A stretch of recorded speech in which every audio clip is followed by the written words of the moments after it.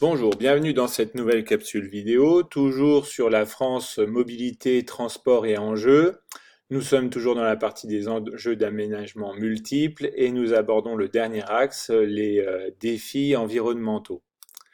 Les mobilités et les réseaux de transport sont en première ligne face aux défis du réchauffement climatique. Et l'État et les collectivités locales, c'est-à-dire les communes, les départements et les régions, articulent leur politique selon trois axes.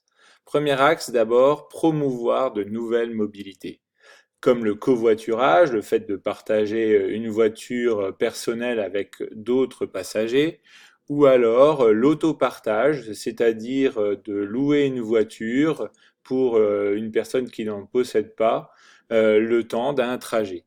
Mais enfin aussi, évidemment, le vélo en partage ou la trottinette en partage, des systèmes qui se sont développés avec le développement du numérique. L'idée, c'est aussi de promouvoir les mobilités douces, c'est-à-dire celles qui n'émettent que très peu de gaz à effet de serre. C'est le cas des deux derniers cas, le vélo et la trottinette.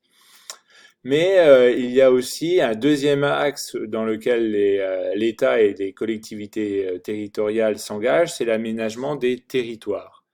En effet, les collectivités locales, les communes peuvent par exemple développer la piétonisation des centres-villes, c'est-à-dire les interdire aux véhicules et ne les laisser que pour les piétons, les gens qui se déplacent à pied ou alors aussi en vélo.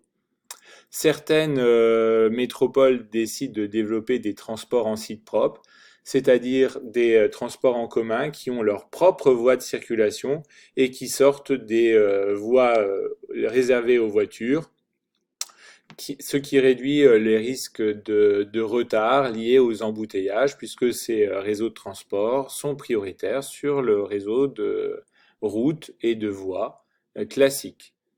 C'est ce qu'on appelle par exemple les BHNS, c'est-à-dire les bus à haut niveau de service, comme le Métis à Metz.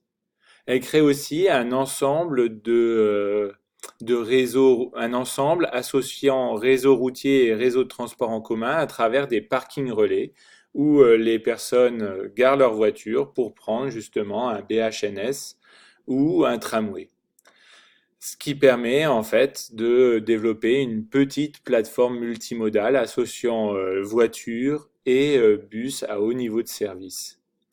L'idée de l'attractivité de ces parkings relais, c'est qu'ils permettent un prix du parking plus faible et un coût du ticket de métro ou de bus réduit pour attirer la population. Enfin, un troisième axe de réflexion, c'est d'imposer des réglementations face aux défis environnementaux. Première réglementation, c'est d'appliquer en cas de pic de pollution ce qu'on appelle la circulation alternée. Seule une partie du parc automobile peut circuler, l'autre est obligé de rester à domicile. Il y a aussi la possibilité de réduire les vitesses maximales autorisées, ponctuellement sur des portions de route ou globalement sur l'ensemble du territoire. On peut aussi imposer systématiquement une vignette plus coûteuse pour les véhicules les plus polluants. C'est en France le cas de la vignette CRIT-R qui définit 5 critères de pollution de la voiture la moins polluante à la voiture la plus polluante.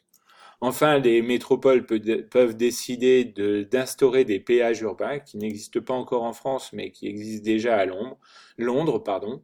Et le coût d'accès aux métropoles va varier en fonction de votre véhicule plus ou moins polluant. Ça complète l'idée précédente de vignette critères. Enfin, pour les métropoles les plus avancées, dont Paris, on peut décider de développer des zones à faible émission, c'est-à-dire des quartiers ou une ville entière où les véhicules les plus polluants sont totalement interdits.